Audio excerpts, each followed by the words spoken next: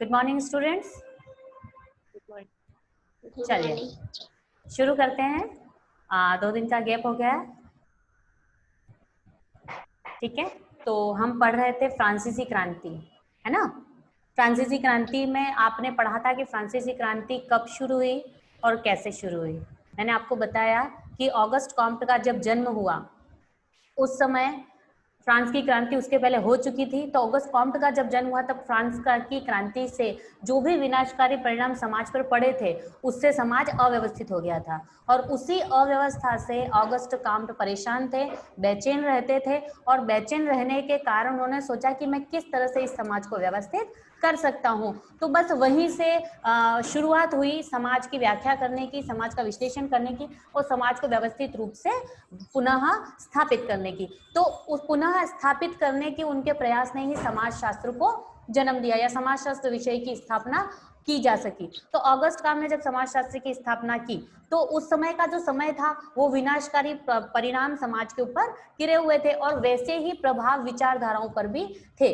तो वो जो फ्रांसीसी क्रांति थी, अगर हम देखते हैं कि किसी के आसपास कोई चीजें घटित हुई हैं तो उस घटना के आसपास जो भी घटित हुआ है उसका विश्लेषण करना आवश्यक होता है। तो इसमें फ्रांसीसी और औद्योगिक क्रांति प्रमुख थी। तो जब फ्रांसीसी क्रांति हुई, पर ये फ्रांस की जो ऐतिहासिक क्रांति है 1789 में जब हुई, तो उस समय समाज की स्थिति कैसी थी या फ्रांस में सामाजिक ये जो परिवर्तन आया, जो ये क्रांति आई, उसके पीछे क्या कारण थे। तो मैंने आपको बताया कि फ्रांस का जो सामंतवादी समाज था वो इसके लिए प्रमुख रूप से उत्तरदायी है, क्योंकि इस सामंतवादी समाज ने नीचे के वर्ग के लोगों के ऊपर शोषण ज्यादा कर दिया था और जब लोगों के सहन करने की क्षमता खत्म हो गई तो उसने क्रांति का रूप ले लिया। ठीक है, मैंने आपको बताया कि फ्रांस की समाज व्यवस्था कैसी थी। फ्रांस की समाज व्यवस्था 3 वर्गों में विभाजित थी। प्रथम संपदा वर्ग, द्वितीय संपदा वर्ग और तृतीय संपदा वर्ग। प्रथम संपदा वर्ग में सारे धार्मिक नेता आते थे जिनका काम था धार्मिक क्रियाकलापों को करना, लेकिन वो लोग अपना काम सही ढंग से नहीं कर रहे थे, राजनीति में अपनी रुचि दिखा रहे थे और विलासितापूर्ण जीवन जी रहे थे। जो द्वितीय संपदा वर्ग था उसमें मैंने आपको बताया कि वहां पर भी 2 तरह के लोग थे। अभिजात या नोबल वर्ग जो था उनमें भी 2 भागों में बटे हुए थे। एक तो वो थे जिनकी पहचान शस्त्र थे और एक वो थे जिनकी पहचान वस्त्र थे। ठीक है, तो उनके भी अपने काम थे, उनके कार्य भी निश्चित थे, लेकिन वो भी अपना कार्य सही ढंग से अपने कर्तव्यों का निर्वहन नहीं कर रहे थे। और तीसरा संपदा वर्ग जो था वो था आपका सामान्य जन। ठीक है, आम जनता, किसान वर्ग, मजदूर वर्ग, जिनका शोषण सामंतवादी ये ऊपर वर्ग के जो 2 लोग हैं वो लोग कर रहे थे। तो इन्हीं के कारण, इन्हीं अत्याचारों के कारण, इसी सामंतवादी व्यवस्था के कारण फ्रांस की क्रांति हुई। ठीक है, क्योंकि इस सामंतवादी व्यवस्था ने शोषण इस हद तक बढ़ा दिया था कि सुबह से लेकर शाम तक दिन रात मेहनत करने के बाद भी तीसरा वर्ग जो है वो अपनी आवश्यकताओं की पूर्ति नहीं कर पा रहा था। तो जब व्यक्ति अपनी आवश्यकताओं की पूर्ति नहीं कर पाता है तो फिर उसके अंदर एक ये ललक, एक आग हो जाती है कि अब मरना तो है ही, तो या तो लड़के मरो या कैसे भी, भाई ऐसे तो मर ही रहे हम बिना खाए पिए, तो कुछ तो करें। एटलीस्ट अपने मन में ये तो होगा कि नहीं हमने कोशिश की। ठीक है, तो ये जो स्थिति थी उसकी वजह से क्रांति हुई। तो तृतीय संपदा वर्ग में भी कौन कौन लोग आते थे ये मैंने आपको बता दिया। अब आपको नेक्स्ट हेडिंग लिखनी है फ्रांसीसी क्रांति के कारक एवं शक्तियां। नेक्स्ट हेडिंग लिखिए, फ्रांसीसी क्रांति के कारण एवं शक्तियां।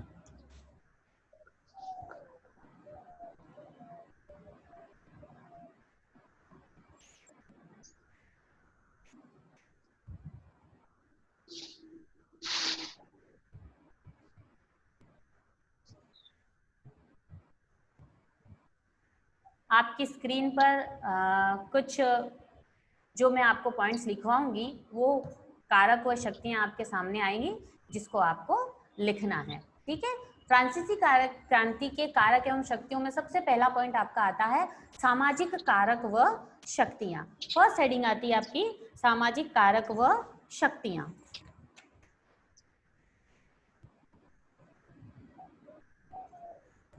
ठीक है, अब देखो बच्चों, फ्रांसीसी क्रांति के सामाजिक कारक व शक्तियां, इनको चार, ये जो कारक व शक्तियां हैं उसके 4 पॉइंट हैं। एक तो सामाजिक कारक व शक्तियां कौन सी थी, दूसरा राजनीतिक कारक व शक्तियां कौन सी थी, तीसरा आर्थिक कारक व शक्तियां कौन सी थी, और चौथा बौद्धिक परिस्थितियां एवं शक्तियां कौन सी थी। ठीक है, तो अब जो सामाजिक कारक व शक्तियां हैं उनमें स्पेशली क्या था, तो समाज की ऐसी कौन सी शक्तियां थी या कौन से कारक थे जिसने फ्रांसीसी क्रांति को जन्म दिया। तो मैंने आपको बताया कि फ्रांस की जो समाज व्यवस्था थी जो किस तरह की थी। अब इसमें देखो, किसानों की जनसंख्या जो थी वो थी 80%।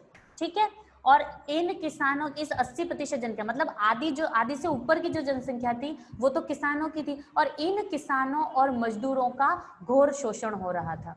इन पर कई तरह के कर लगा दिए थे, चुंगी कर है, उसके बाद में गिरजाघरों पर कर लगा दिया था, इनकी जमीन पर कर लगा दिया था, और हर तरह की व्यवस्था, मतलब वो कुछ भी कर देते तो उसके ऊपर उनका कर लगा दिया था। इनके किसी के पास भी जमीन नहीं थी, जब इनके पास भूमि ही नहीं थी, इनके पास कार्य करने की व्यवस्था ही नहीं थी, तो ऐसी स्थिति में सीधी सी बात है कि व्यक्ति क्या करेगा, वो परेशान होगा ना। तो बस इन्हीं कारणों से, इन्हीं सामाजिक कारणों ने इन लोगों को विरोध करने के लिए उन्मुख किया, और इन किसानों ने विरोध करके, जो ऊपर वर्ग था उसका विरोध करके क्रांति का उद्भव किया। ठीक है, लिख लीजिए इसे। फ्रांस की क्रांति, फ्रांस की क्रांति के पूर्व का काल, फ्रांस की क्रांति के पूर्व का काल घोर विपत्तियों का काल था। फ्रांस की क्रांति के पूर्व का काल घोर विपत्तियों का काल था।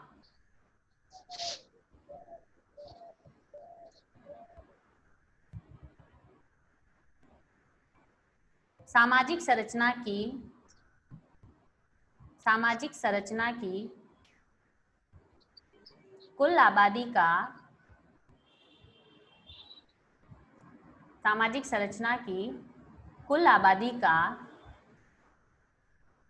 80%, कुल आबादी का 80% भाग किसानों का था,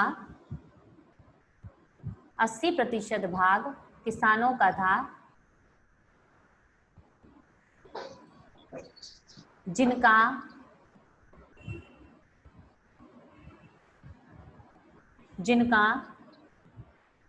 घोर शोषण हो रहा था, जिनका घोर शोषण हो रहा था।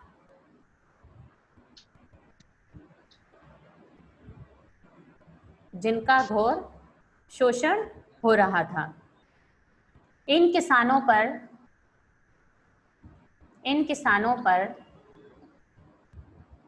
अनेक प्रकार के, इन किसानों पर अनेक प्रकार के कर लगा दिए थे। इन किसानों पर अनेक प्रकार के कर लगा दिए थे।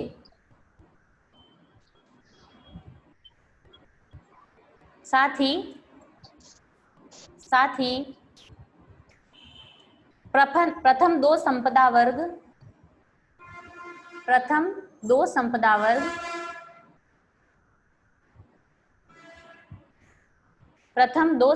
वर्ग, किसानों का घोर शोषण कर रहा था।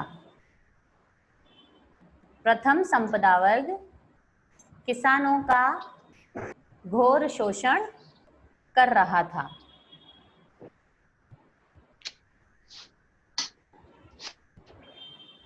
इन्हीं सामाजिक परिस्थितियों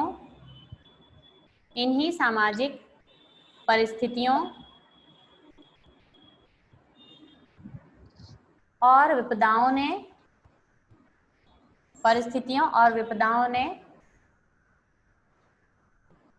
फ्रांसीसी क्रांति को जन्म दिया। फ्रांसीसी क्रांति को जन्म दिया। ठीक है, ये थे आपके फ्रांसीसी क्रांति के सामाजिक कारक। अगला लिखिए फ्रांसीसी क्रांति के राजनीतिक कारक व शक्तियां। राजनीतिक कारक व शक्तियां।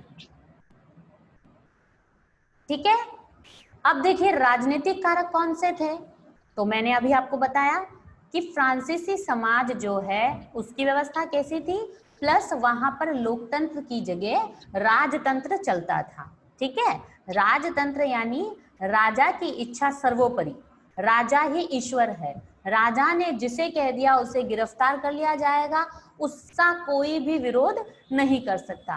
राजा ने जो कहा वो सर्वमान्य सत्य है और राजा की आज्ञा का पालन करना प्रत्येक व्यक्ति का, जनता का धर्म माना जाता था। अगर किसी ने राजा की आज्ञा का पालन नहीं किया या उसका विरोध किया तो ऐसी स्थिति में उसे देशद्रोह का आरोपी माना जाता था। तो उस समय राजतंत्र चलता था।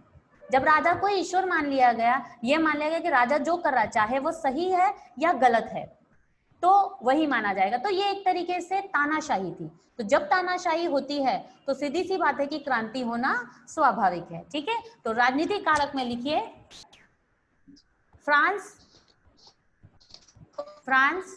में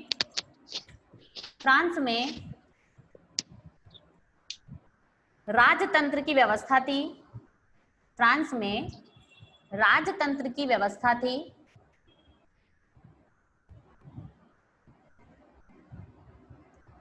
राजा को दैवीय अधिकार प्राप्त थे। राजा को दैवीय अधिकार प्राप्त थे।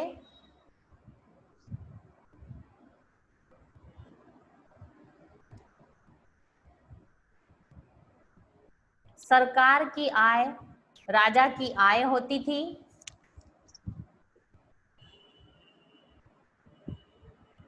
सरकार की आय राजा की आय होती थी।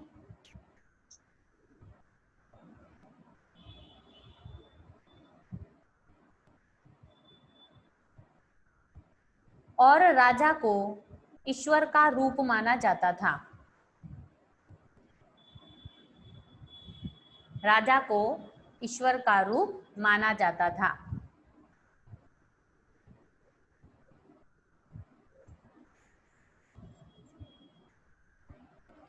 इन्हीं राजनीतिक व्यवस्थाओं के कारण फ्रांस में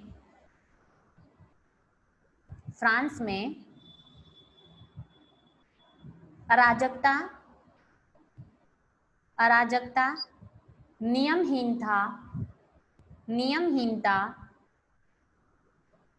तथा असंतुलन की स्थिति थी।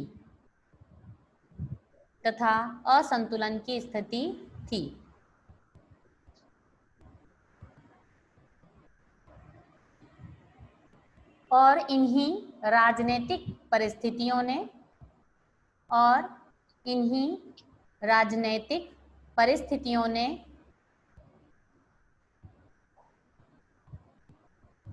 क्रांति को यथार्थ रूप दिया।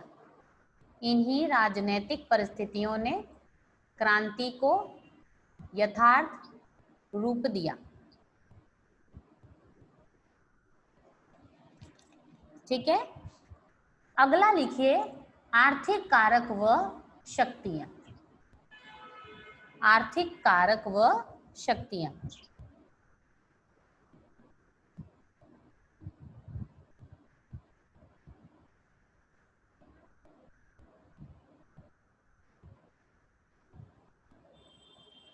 ठीक है, आर्थिक कारक व शक्तियां। अब देखिए आर्थिक कारक व शक्तियों में फ्रांस की स्थिति कैसी थी। देखिए वैसे तो जब क्रांति के पहले का जो काल था उसमें जब ऐसी जनता है, ऐसे राजा हैं और ऐसे शोषण करने वाले लोग हैं, विलासितापूर्ण जीवन जीने वाले लोग हैं, तो फ्रांस की अर्थव्यवस्था तो वैसे ही चरमराई हुई थी। ठीक है, जब लुई 14 का राज था तो लुई 14 के समय बहुत सारे युद्ध हुए, तो बहुत सारे युद्ध होने के कारण धन, एक तरीके से धन संपत्ति का नाश भी हुआ था। लुई 15 जब आया तो लुई 15 को विरासत में दिवालिया सरकार मिली थी, तो लुई 15 भी ज्यादा कुछ कर नहीं पाया और वो अर्थव्यवस्था को ज्यादा संभाल नहीं पाया। लुई 15 ने भी बहुत सारे फिजूल खर्च किए, प्लस बहुत सारे कर्ज और ले लिए, तो कर्ज और लेने से जो सरकार थी वो दिवालिया सरकार घोषित हो गई। और जो लुई 16 था वो तो और भी कमजोर शासक था, उसकी पत्नी जो थी वो फिजूल खर्ची थी, यानी फिजूल खर्चा बहुत करती थी, तो आधा पैसा तो उसकी फिजूल खर्ची में ही निकल जाता था।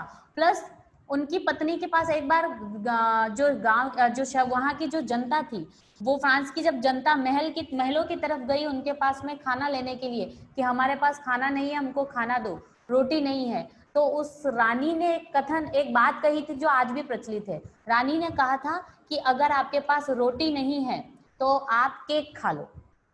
समझ में आया? रोटी नहीं है तो केक खा लो, सीधी सी बात है, जिसके पास रोटी खरीदने के पैसे नहीं है वो केक तो नहीं खा सकता। लेकिन उसने वहां अपने महल से बोल दिया जनता को कि अगर आपके पास रोटी नहीं है तो केक खा के पेट भर लो। तो ये कहावत आज भी प्रचलित है। तो बच्चों ये जो फिजूल खर्ची थी, इस फिजूल खर्ची के चलते उसकी अर्थव्यवस्था तो वैसे ही डगमगाई थी, और डगमगाई अर्थव्यवस्था के कारण जनता भूखी थी, उनकी आवश्यकताओं की पूर्ति नहीं हो रही थी, तो उन्होंने एक उन स्थितियों उन परिस्थितियों के कारण भी खराब बिगड़ी हुई आर्थिक परिस्थितियों के कारण भी इस क्रांति को हवा दी। लिखिए इसमें आर्थिक कारक एवं शक्तियों में लिखना। लुई 14 के शासनकाल में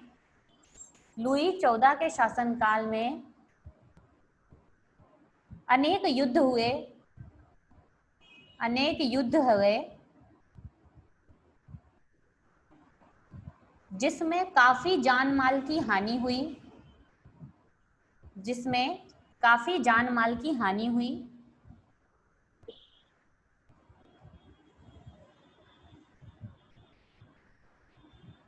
फ्रांस की आर्थिक स्थिति बहुत खराब हो गई।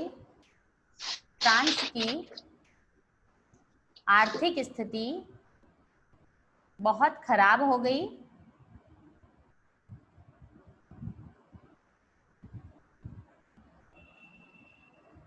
लुई 15 ने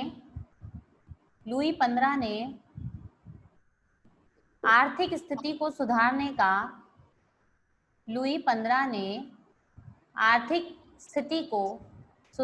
का कोई प्रयास नहीं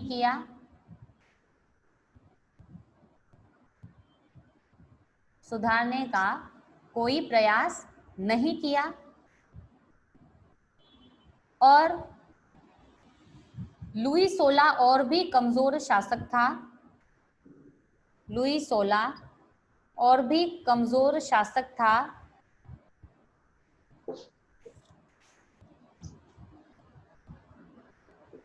उसे तो विरासत में दिवालिया सरकार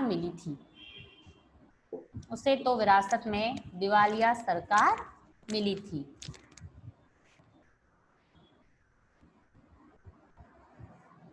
ठीक है, तो इस तरह इन आर्थिक कारकों व शक्तियों ने भी फ्रांस की क्रांति को जन्म दिया।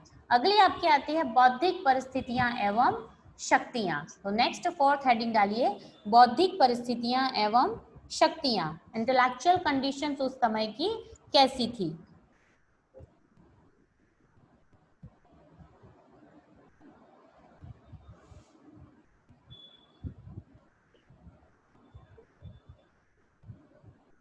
ठीक है, अब इन लोगों के विचार क्या थे? देखो बच्चों, हम ये कहते हैं ना कि जब तक बच्चा कॉलेज नहीं आता, तो वो जब तक उच्च शिक्षा में नहीं आता तो उसको आगे की जानकारियां नहीं मिलती। जब तक हम राजनीति में जाएंगे हमें राजनीति की जानकारियां नहीं मिलेंगी, राजनीति की जो दाव पेच है वो हमें खेलना नहीं आएगा। जब तक गांव के लोग शहर में नहीं जाते तो उनकी जो मानसिकता है वो संकीर्ण रहती है, क्योंकि उनके आसपास का माहौल वैसा नहीं होता जो उनको अवेयर कर सके। तो फ्रांस की क्रांति के पहले का जो समाज था, उस समाज में लोगों का जो दर्शन था, जो उनकी सोचने विचारने की शक्ति थी, वो अलग तरह की थी। लेकिन जब ये फ्रांस की क्रांति हुई उसके कुछ समय पहले कुछ विद्वान आए, कुछ बौद्धिक जानकारी रखने वाले लोग या विचारक आए। तो इन विचारकों में मॉन्टेस्क्यू, लोक, वोल्टेयर और रूसो, ये लोग महत्वपूर्ण है, या इन लोगों का योगदान कहा जा सकता है कि इनकी बौद्धिक योग्यता या इनके बौद्धिक विचारों ने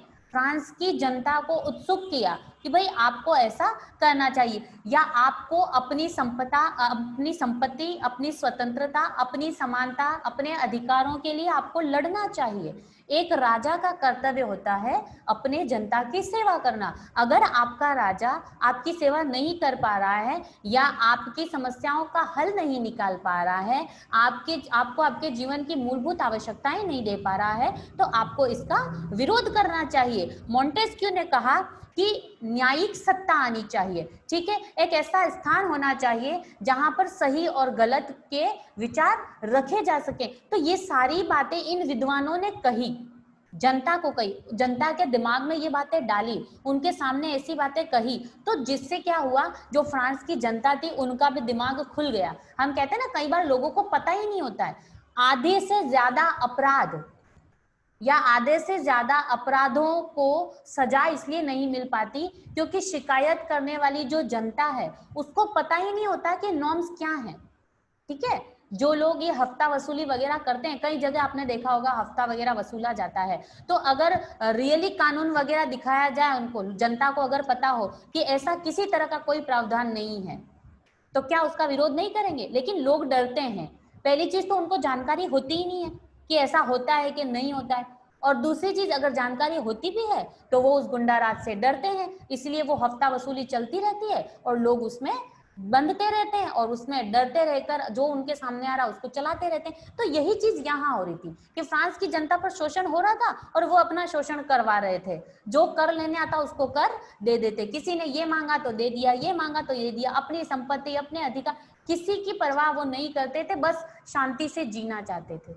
लेकिन जब मॉन्टेस्क्यू, लॉक, वोल्टेयर, रूसो जैसे विद्वान आए और इन्होंने फ्रांस की जनता में एक बीज डाला क्रांति का, एक बौद्धिक परिस्थितियों का वहां पर उन्होंने जन्म दिया कि जनता ऐसी होनी चाहिए, राजा ऐसा होना चाहिए, और प्रत्येक व्यक्ति को बोलने की स्वतंत्रता होनी चाहिए, समानता का अधिकार उसे मिलना चाहिए, और हर तरह की समानताएं, स्वतंत्रता, हर तरह की अधिकार उन व्यक्तियों के लिए चाहिए जो उनके हैं।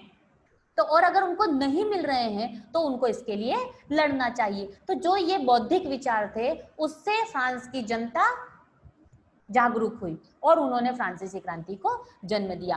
तो ये बौद्धिक परिस्थितियों ने भी फ्रांस की क्रांति को जन्म देने में अपना योगदान दिया है। लिखिए इसमें, बौद्धिक परिस्थितियां व शक्तियां।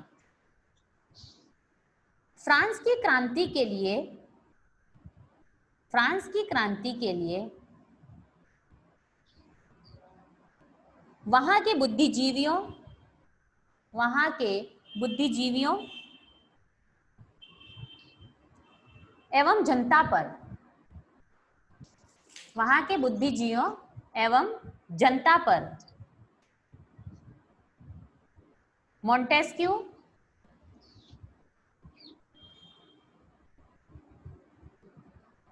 Lock, Voltaire, Montesquieu, lock, Voltaire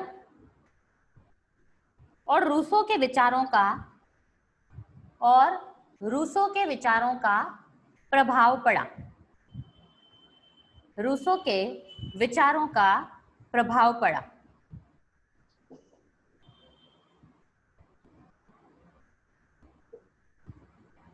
इन्हीं के विचारों ने, इन्हीं के विचारों ने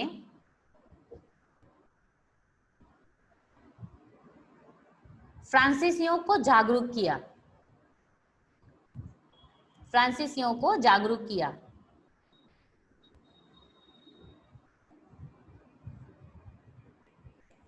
लॉक महोदय का कहना था, लॉक महोदय का कहना था कि व्यक्ति को, लॉक महोदय का कहना था कि व्यक्ति को जीवन, व्यक्ति को जीवन, संपत्ति, लॉक महोदय का कहना था कि व्यक्ति को जीवन, संपत्ति और स्वतंत्रता के अधिकार, स्वतंत्रता के अधिकार दिए जाने चाहिए, स्वतंत्रता के अधिकार दिए जाने चाहिए।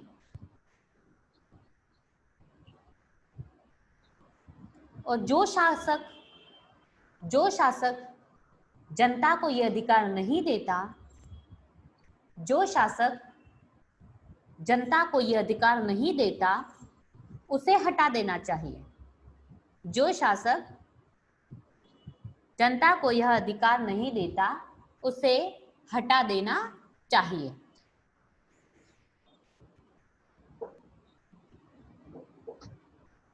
रूसो ने कहा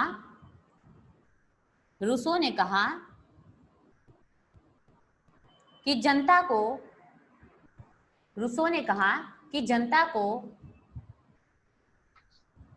अपना शासक खुद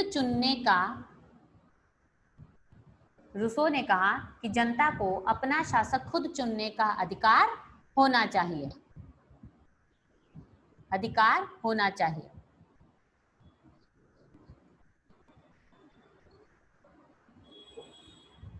इन्हीं विचारों ने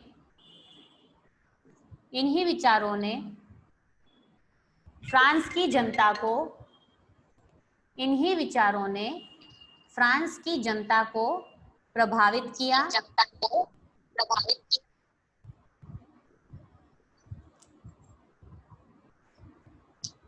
और क्रांति के लिए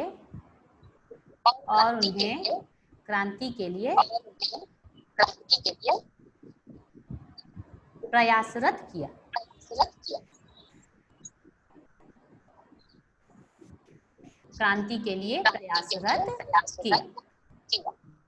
ठीक है, तो ये थे आपके फ्रांसीसी क्रांति के कारण। वैसे जनरली हमको कारण पता है फ्रांसीसी क्रांति के क्या कारण है, उन्हीं को हमने बिंदुवाइज समझा है कि फ्रांसीसी क्रांति के मुख्य 4 कारण थे। एक तो सामाजिक व्यवस्था, एक राजनीतिक व्यवस्था, आर्थिक व्यवस्था और बौद्धिक परिस्थितियां। समाज की व्यवस्था बिगड़ी हुई थी, शोषण बढ़ रहा था तो क्रांति हुई। राजनीतिक शक्तियां, सब कुछ राजा के हाथ में था, राजा घोर शोषण कर रहा था, जिसको चाहे गिरफ्तार कर लेता था, जिसको चाहे मनमर्जी से उस पर मुकदमा चला लेता था। आर्थिक स्थितियां, अर्थव्यवस्था फ्रांस की ऑलरेडी बिगड़ चुकी थी, दिवालिया सरकार हो गई थी, जिसकी वजह से जनता शोषण का शिकार हो रही थी। और बौद्धिक परिस्थितियां, इन विद्वानों ने उन लोगों को बताया या यूं कहें कि उकसाया, आपको अधिकार है, आपको बोलने का अधिकार है, आपको समानता का अधिकार है, आपको अच्छी तरह से जीवन जीने का अधिकार है, तो इन अधिकारों को अपनाओ, और अगर अधिकार नहीं मिलता है तो लड़ो अपने अधिकारों के लिए। तो इस तरह से जब उनको जागरूक किया गया, अवेयर किया गया, तो फ्रांस की जनता जागरूक हुई और फ्रांस की क्रांति पे अपना योगदान दिया। ठीक है, तो ये थे आपके फ्रांसीसी क्रांति के कारक एवं शक्तियां। अगली चीज आती है आपकी फ्रांसीसी क्रांति का घटनाक्रम। ठीक है, अब ये घटित कैसे हुआ, क्या क्या हुआ और किस पॉइंट से किस तरह से फ्रांस की क्रांति हुई, ये हमको लिखना है। तो हेडिंग लिखिए, फ्रांसीसी क्रांति का घटनाक्रम। फ्रांसीसी क्रांति का घटनाक्रम।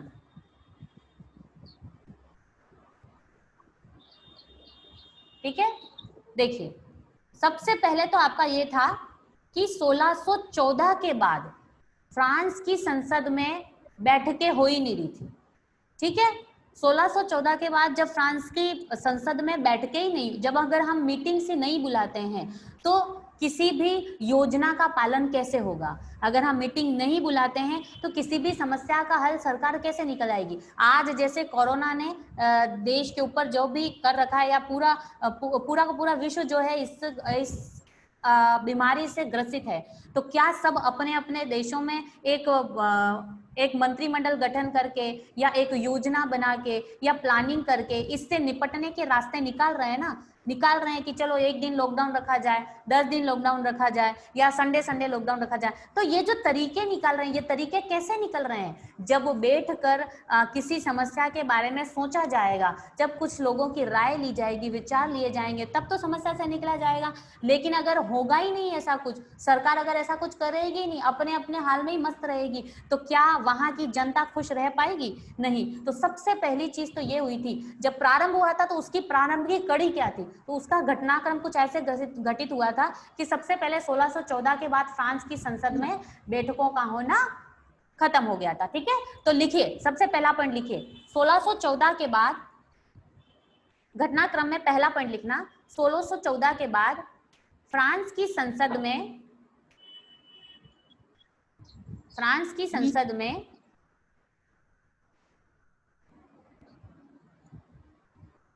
बैठकों का नहीं होना, बैठकों का नहीं होना। ठीक है, सेकेंड पॉइंट लिखिए, सेकेंड पॉइंट लिखिए। ठीक है, देखिए मैंने आपको बताया था लुई 14, लुई 15 और लुई 16। लुई 14 के समय बहुत सारे युद्ध हुए, तो सरकार जो थी, सरकार के पास में पैसा कम हो गया, जान माल की हानि हुई।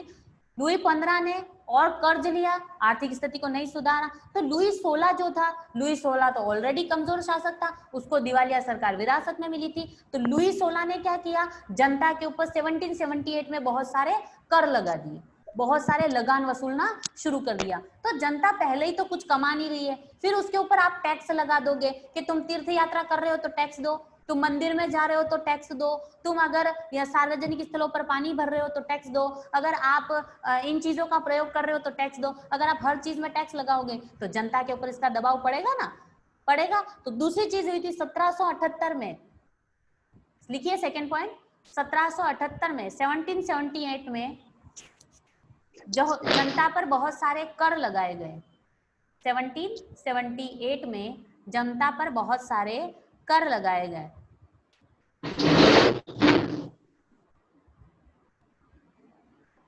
कर लगाए गए।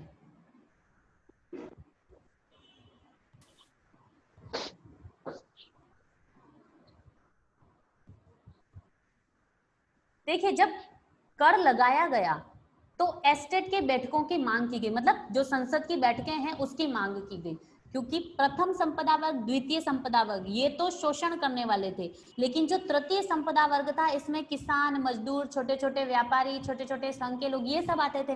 तो इस तीसरे वर्ग ने ये कहा कि भाई संविधान दूसरा बनाया जाए, संविधान निर्माण किया जाए, नया संविधान बनाया जाए, क्योंकि फ्रांस की ये सरकार सही ढंग से कार्य नहीं कर रही है। तो यहाँ पर बिगुल बजा था क्रांति का कि 1789 में फ्रांस के लिए नवीन संविधान निर्माण की शपथ लेने के लिए और नई संसद की बैठकों का पालन के लिए, या संसद की नई बैठक बुलाए जाने के आदेश जारी किए गए। तो लिखिए इसमें नेक्स्ट पॉइंट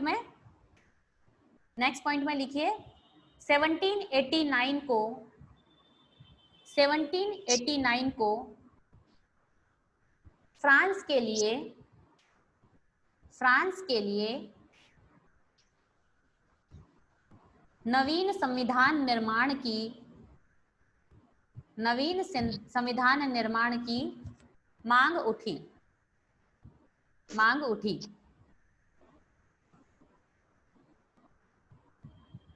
ठीक है, अब जब ये मांग उठी तब क्या हुआ कि प्रथम दो संपदा वर्ग ने तीसरे संपदा वर्ग के साथ बैठने से इनकार कर दिया।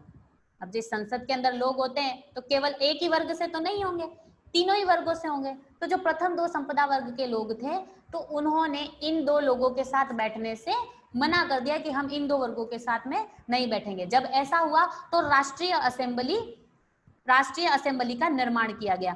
तो 20 जून 1789 को एक टेनिस कोर्ट में राष्ट्रीय असेंबली हुई और वहीं पर घोषणा कर दी गई कि नए संविधान के निर्माण किया जाएगा, और उसी समय नवीन संविधान निर्माण की शपथ ली गई। ठीक है, तो जब वहां पर उस समय जून में शपथ ली और उसके बाद में क्या हुआ, 14 जुलाई 1789 जनता द्वारा राजा का विरोध कर दिया गया और राजा की बगावत कर दी गई। तो नेक्स्ट लिखिए 14 जुलाई 1789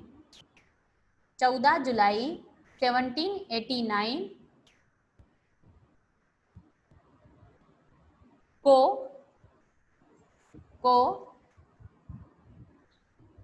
फ्रांस में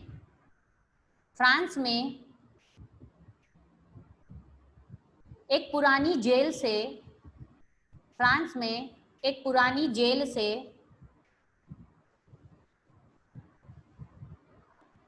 कैदियों को रिहा कर दिया गया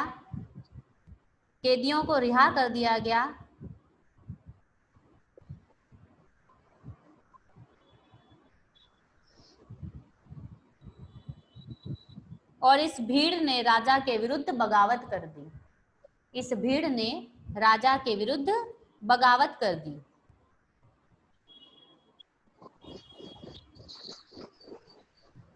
राजा के विरुद्ध बगावत कर दी। ठीक है, ये फ्रांसीसी घटना सबसे महत्वपूर्ण मानी जाती है।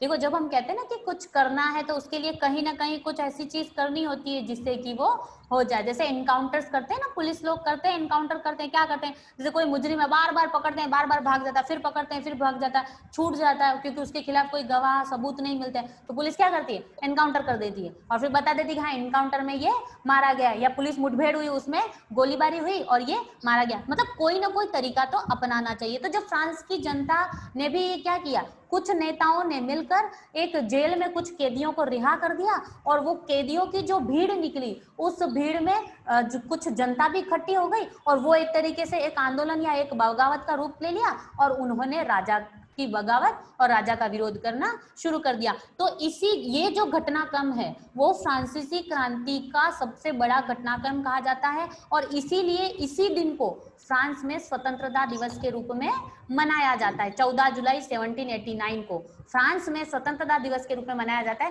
क्योंकि यहीं से राजा की बगावत करके फ्रांस में नवीन संविधान निर्माण की नींव रखी हुई थी। ठीक है, लिखिए नेक्स्ट पॉइंट में, इसी दिन को फ्रांस में स्वतंत्रता दिवस के रूप में मनाया जाता है।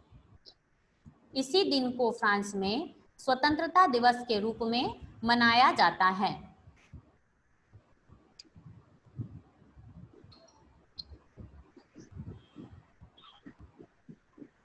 ठीक है, अब इसके बाद क्या हुआ, जब संविधान सभा ने मानव अधिकारों की घोषणा कर दी, अभिव्यक्तियों की स्वतंत्रता की घोषणा कर दी और फ्रांस में एक तरीके से स्वतंत्रता दिवस को मान लिया गया था कि भाई नवीन संविधान लागू हो गया है, राजा की बगावत शुरू हो गई थी। तो ऐसे में जब राजा के विरुद्ध बगावत शुरू हो गई तो राजा की जो देवीय शक्तियां थी या जो उसको ईश्वर का रूप माना जाता था वो भी एक तरह से समाप्त हो गया। और जब ये सारी चीजें समाप्त हो गई तो राजा द्वारा दिए गए कानून या उसकी घोषणाओं का भी कोई मोल नहीं रहा। तो उसके बाद से क्या हुआ कि जैसे ही राजा के अधिकार, देवीय शक्तियां सब कुछ समाप्त हो गया तो राजा को क्या किया, बंदी बना लिया गया। तो 1771 में, लिखिए नेक्स्ट पॉइंट, 1771 में फ्रांस के राजा को बंदी बना दिया गया क्योंकि उसके सारे अधिकार खत्म हो गए थे। ठीक है, उसको जो ईश्वर का रूप मानने वाला जो अधिकार था या उसको जो देवीय शक्ति प्रदान की गई थी वो सारी छीन ली गई थी। तो 1771 में फ्रांस के राजा को बंदी बना लिया गया।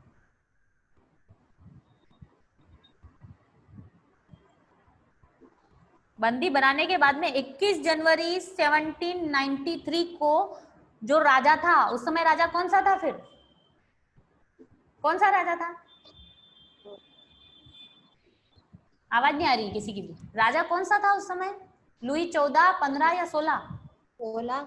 हाँ, लुई 16 था। तो उस समय लुई 16 को देशद्रोह का अपराधी घोषित करके उसका सिर काटकर उसकी हत्या कर दी गई, उसकी रानी की भी हत्या कर दी गई और फ्रांस को गणराज्य घोषित कर दिया गया। ठीक है, लिखिए 21 जनवरी 21 जनवरी 1793 को 21 जनवरी 1793 फ्रांस को गणराज्य घोषित कर दिया गया।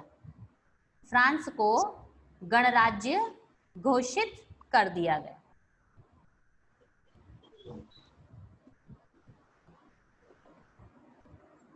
ठीक है, ये जो काल था इसको फ्रांस में आतंक का दौर कहते हैं। ठीक है, फिर 1798 में फ्रांस में डायरेक्टरों की स्थापना की गई और जिसका तख्ता पलट नेपोलियन बोनापार्ट ने किया। किसने किया, नेपोलियन बोनापार्ट ने। वो स्वयं डायरेक्टर बने और नेपोलियन ने फ्रांस में स्थित सरकार की स्थापना की, मतलब स्थिर सरकार जो स्थिर रह सके, जिसको बार बार गिराया जा सके, ऐसी सरकार की स्थापना नेपोलियन बोनापार्ट ने की और फ्रांसीसी क्रांति की समाप्ति हुई। क्योंकि एक स्थिर सरकार जब बन जाती है तो सीधी सी बात है कि उस समय क्रांति समाप्त हो जाती है। और इस तरह से फ्रांस की क्रांति का घटनाक्रम आपका घटित हुआ। याद रहेगा, ये जो 7 पॉइंट है, इस 7 पॉइंट्स में वैसे तो पॉइंट ज्यादा है, लेकिन एक निचोड़ रूप में ये 7 पॉइंट निकालकर आपके सामने रखे गए हैं। अगर आप इसको पॉइंट वाइज इन 7 पॉइंट्स को याद रखते हैं तो भी आपको फ्रांसीसी क्रांति का पूरा घटनाक्रम याद रहेगा कि कहां से प्रारंभ हुआ, क्या क्या हुआ और किस तरह से फ्रांसीसी क्रांति प्रारंभ होकर किस तरह से समाप्त हुई। ठीक है, ये था आपका फ्रांसीसी क्रांति का घटनाक्रम। अगला आता है आपका फ्रांसीसी क्रांति के प्रभाव। नेक्स्ट हेडिंग डालिए, फ्रांसीसी क्रांति के प्रभाव। कुछ बहुत ज्यादा पॉइंट्स में नहीं है, आपको बिल्कुल शॉर्ट में जो 4 पॉइंट्स हैं उसी में पता चल जाएगा कि फ्रांसीसी क्रांति के क्या क्या प्रभाव पड़े। हमको पता था फ्रांसीसी क्रांति क्यों घटित हुई, कैसे घटित हुई और क्या क्या चीजें हुई। अब फ्रांसीसी क्रांति के बाद प्रभाव क्या पड़ा, तो सबसे पहला प्रभाव जिसके कारण फ्रांसीसी क्रांति हुई थी वही समाप्त हुआ। किसके कारण हुई थी, किसके कारण हुई थी फ्रांसीसी क्रांति? सामंतवाद के कारण, है ना, क्योंकि जो उस समय का समाज था वो सामंतवादी समाज था। तो सामंतवादी समाज के कारण क्रांति हुई थी। तो सबसे पहला प्रभाव फ्रांस की क्रांति के कारण सामंतवाद का समापन हुआ। राजतंत्र की जगह लोकतंत्र का उद्भव और विकास हुआ।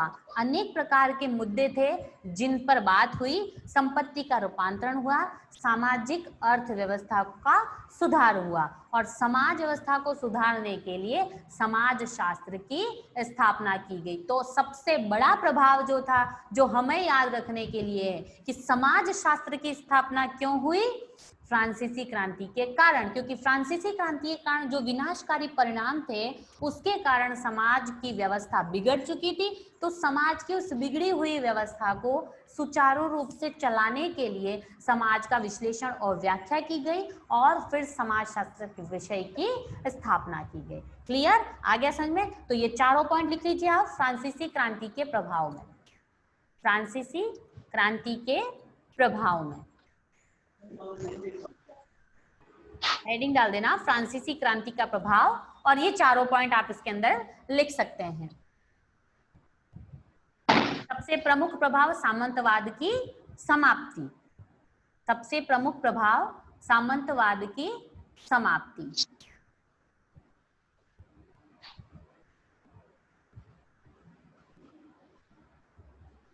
दूसरा है लोकतंत्र का उद्भव और विकास। लोकतंत्र का उद्भव और विकास।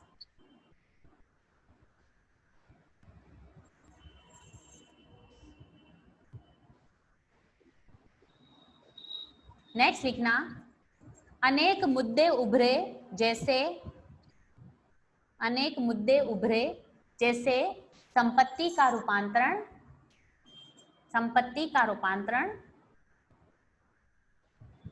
सामाजिक अर्थव्यवस्था आदि।